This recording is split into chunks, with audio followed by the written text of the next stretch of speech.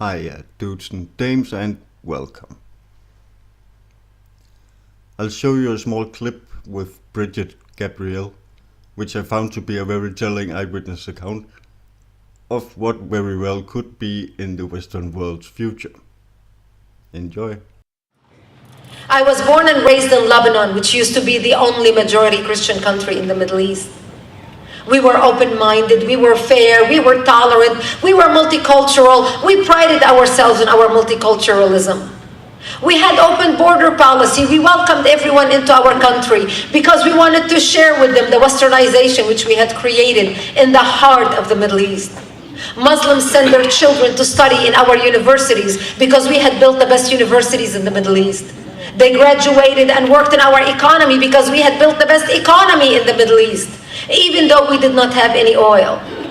Beirut became known as Paris of the Middle East, the banking capital of the Middle East.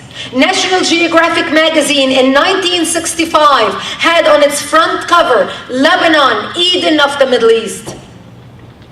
Unfortunately, all that began to change as the Muslims became the majority and the Christians became the minority.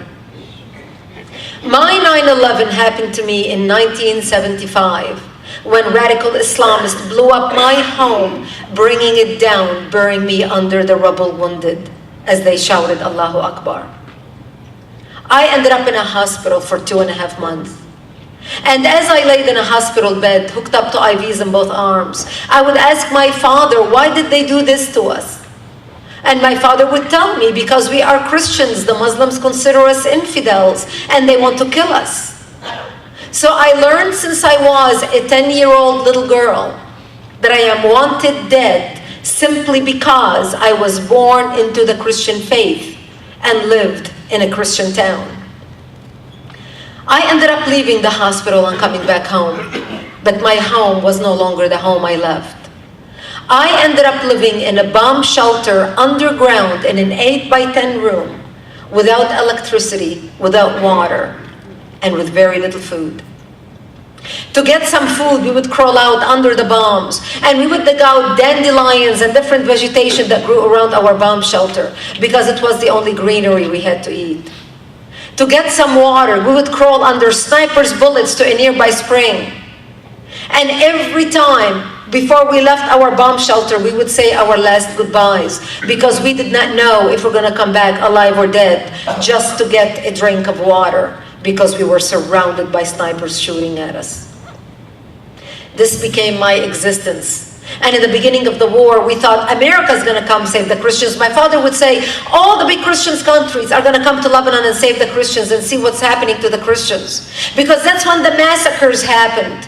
And we were hearing stories about what was happening in Beirut and all the killings that were taking place. But the world forgot about us.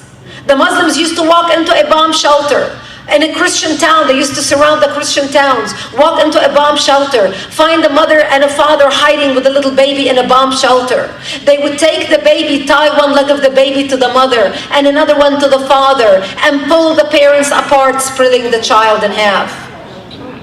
They used to walk into our churches, urinate and defecate on the altar, destroy our churches, and use the Bible as toilet paper. They used to surround Christian cities and crucify men. One of the most famous massacres in Lebanon was the massacre of the Moor, where they would go in, the Christians hid in the churches, they thought they would be safe, where the Muslims went in and literally crucified Christians. People hear about ISIS today and they think this is new. This is a new phenomenon, killing the Christians. The last lady that worked for me, I hired her because she was mentally disturbed when I was in Lebanon. I hired her so I can take care of her because the Islamists walked into her bomb shelter. They took her only child, 16 years old, tied him on her lap, held a knife to her hand, and made her slit her own son's throat, and then raped her 2 daughters in front of her. That's the news that was seldom reported in Western media because all the media was located in West Beirut, the area that the Palestinians headed by Yasser Arafat controlled. And everybody ignored what was happening to the Christians. We knew what our fate was going to be. And my father said, well, the big Christian cities, the big Christian countries are hearing about what's happening in Lebanon. France is going to come. Britain is going to come. Australia is going to come save the Christians. America is going to come save the Christians. But the world forgot about us. I ended up living in that bomb shelter for 7 years of my life, from the age of 10 till the age of 17, fighting to survive, robbed of my youth. I remember 3 years into our ordeal, one of our Christian militia friends stopped by and he said, Brigitte, we heard a lot of chatter on the radio. And I just want you to know that we know we're going to be attacked tonight. And he said, if I don't see you tomorrow, I wish you a merciful death. And he left. And I remember at the age of 13 years old, putting on my Sunday best, my Easter dress, because I wanted to look pretty when I am dead, knowing that when they come to slaughter me, there would be no one to bury me. And I remember begging my mother, I don't want to die, please, I don't want to die, as she combed my long black hair down to my hips and tied a white ribbon in my hair. And there was nothing my mother could say to me. And we sat in the corner of our bomb shelter. And my father started reading from Psalms. I shall walk into the valley of death and fear no evil, for thou art with me. And my parents said to me, we will create a distraction. If they come to slaughter us tonight, we just want you to run towards Israel and don't look back. Never look back. We lived a long life. You see, we lived 5 kilometers from the Israeli border.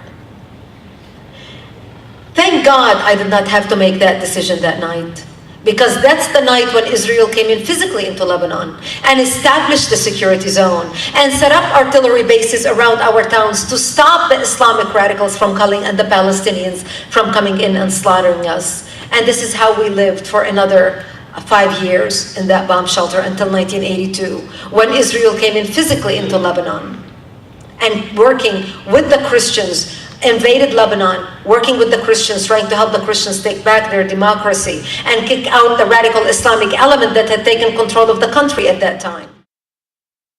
See you next time, and thanks for watching.